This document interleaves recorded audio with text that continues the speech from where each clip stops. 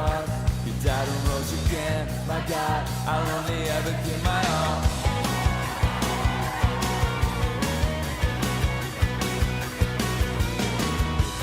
You sent son, heaven to earth. Live us all, it's eternally hurt. I search the truth, and all I found is you. My God, I'll only ever give my all. But Jesus, will live for your name. We'll never be ashamed of you. I praise, and all we are today. Take it up, take it up.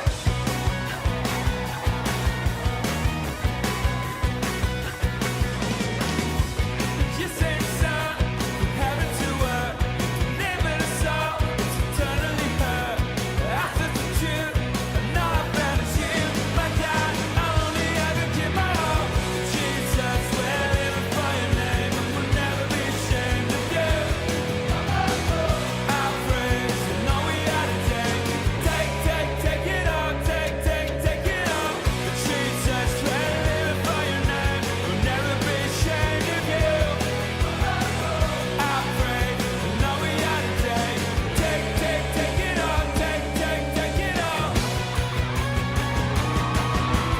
Running to the one who heals the blind, following the shining light. In your hands the power to save the world, my life. Running to the one who heals the blind, following the shining light. In your hands the power to save the world, my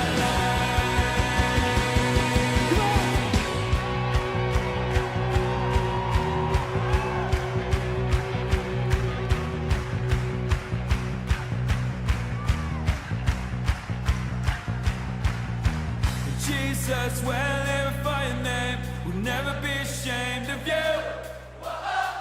I praise, and know we are today. Take it up, take it up.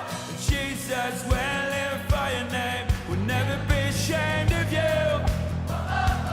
I praise, and know we are today. Take it up, take it up. Jesus, we're living for your name. We'll never be ashamed of you. I praise, and know we are today. Take it up, take it up.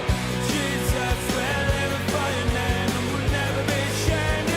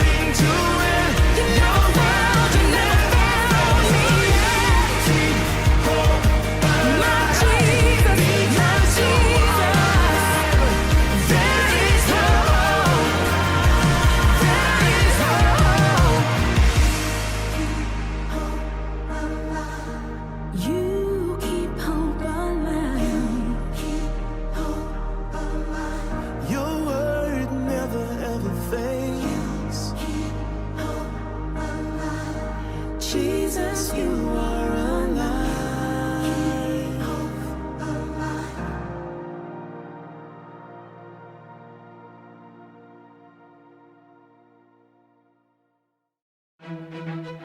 Arr!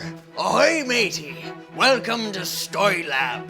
This week we're talking about faith while we take a look at the story of an epic journey by sea. Land ho! Land ho!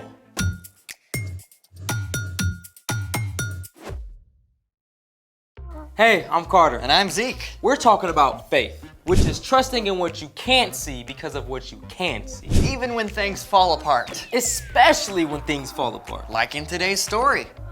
Are we spoiling the story? Well, there's a giant shipwreck. Yep, we're spoiling the story. It's pretty crazy. Waves bashing everywhere, timbers cracking up and snapping apart. We got it. I just think it's an awesome excuse to create our own explosion. Sounds dangerous. Not when we use these. What are they for? An exploding star. Cool. Then let's make it. What? A piece of carpet? Well, this is easier to do on carpet. Where do we start? Well, you're gonna need 5 popsicle sticks. Do they have to be different colors? Nope, but it's more fun that way. You're gonna wanna start by making an A shape with green on the bottom here, red over yellow, just like that. You're gonna wanna keep pressing down on these intersections as we continue on because it's gonna wanna explode a bit too early. You're gonna wanna take this blue stick and slide it under the yellow, over the red, and lock it under that green. Thank you. And then take the purple stick and slide it under the green, over yellow and blue, and lock it under the red. Basically doing the exact same thing as the blue, just on the other side. A star is born. Okay, I'm gonna have to watch that about 7 more times. But first, watch this. Here goes. Whoa! Let's see that again. When popsicle sticks are woven together, potential energy is built up via tension in the sticks. When one end of the stick is released, the potential energy is converted into kinetic energy, flinging the sticks up and out into a chain reaction. Okay, that's super cool, but it happens too fast. And that's why we're making a cobra weave next. Cobra weave? Well, there's a snake in today's story too. To make the cobra weave, we're gonna start with red over yellow, just like the star. Then, take your blue stick and place it over the red stick and under the yellow stick, making kind of a wonky A. Then, take the green stick, place it under the red stick and over the yellow. Make sure to keep it parallel to the blue stick. From here, take the purple, and place it under the blue and over the green. Take the orange and place it under the yellow and over purple. Perfect. And from here, you'll repeat the pattern until you've got a length that you're satisfied with.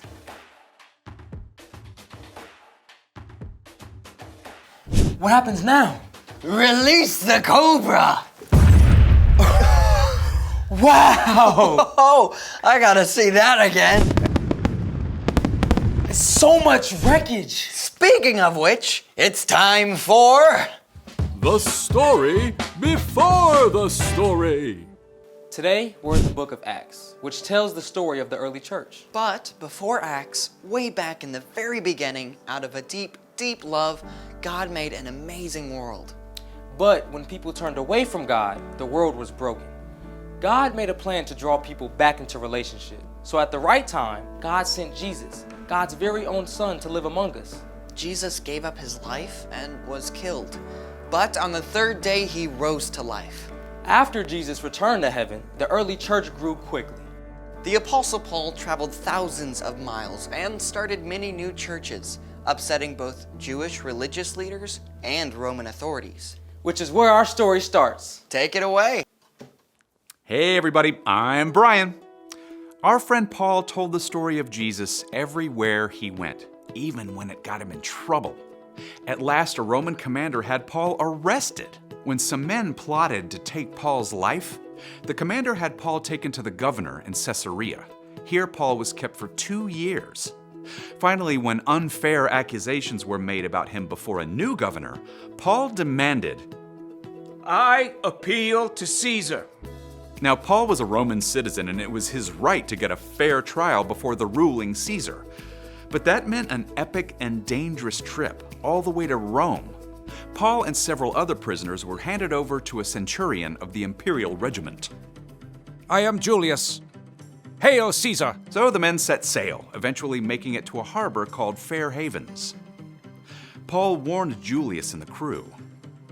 Men, I can see that our voyage is going to be disastrous and bring great loss of ship and cargo and to our own lives also. The pilot and ship's owner disagreed. This is a terrible place to spend the winter. We should sail on to the harbor at Phoenix. Julius listened to the pilot and the ship's owner instead of Paul, and when a gentle south wind began to blow, they jumped at the chance to set sail once more. Anchors away! But within a short time, that soft breeze became a stiff wind, and finally whipped up to a hurricane-force gale. The ship was caught up by the waves and driven by the wind. After many days, the crew feared the ship would be torn apart and sink. They even threw cargo and the ship's tackle overboard to lighten the load. We're doomed! Even though everyone else had given up hope, Paul stood strong and continued to talk with God. At last, he addressed the crew and passengers. You should have taken my advice not to sail from Crete. Then you would have spared yourselves this damage and loss.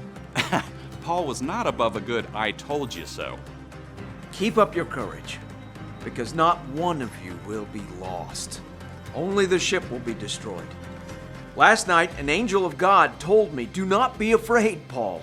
You must go on trial in front of Caesar. God has shown his grace by sparing the lives of all those sailing with you. I have faith in God that it will happen. However, we must run aground on an island. That night, 14 days into the storm, the ship approached land. Fearing they would be dashed on the rocks, the sailors dropped the anchors. When daylight came, they decided to make for the shore, but the ship hit a sandbar. The ship began to break up. If you can swim, jump overboard. Otherwise, grab what you can and hold on. Everyone did as Julius commanded, and miraculously, all 276 people on board made it to shore alive. They discovered they had reached the island of Malta, where the islanders welcomed them with a roaring fire. As Paul tossed some brushwood on the fire, a snake bit his hand. The islanders were sure he would die, but Paul simply shook the snake off into the fire. When nothing happened to him, they decided he must be a god. There on Malta, Paul prayed for the chief official's father, and that man was healed of a fever.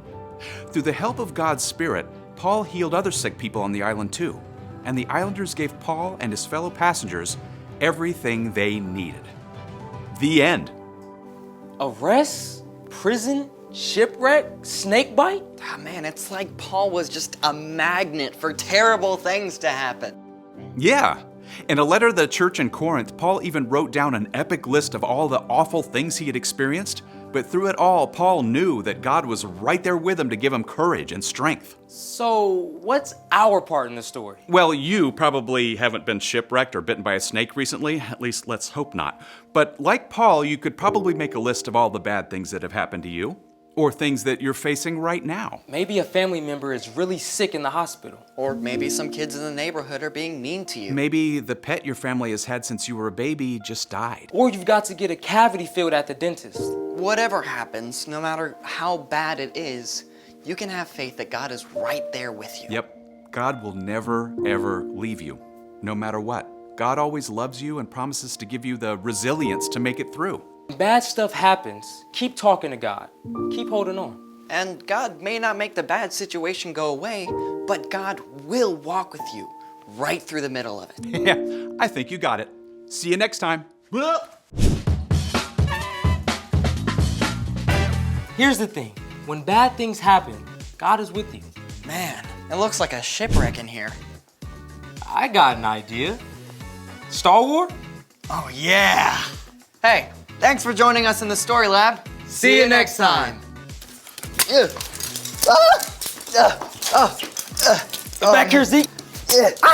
Gotcha. Hey Journey kids, my name's Connor. Let's stand up and do our memory verse. God's grace has saved you because of your faith in Christ. Your salvation doesn't come from anything you do. It is God's gift. Ephesians 2:8. Boop. Great job. Let's try that one more time. God's grace has saved you because of your faith in Christ. Your salvation doesn't come from anything you do. It is God's gift. Ephesians 2:8. Boop. Awesome job, guys.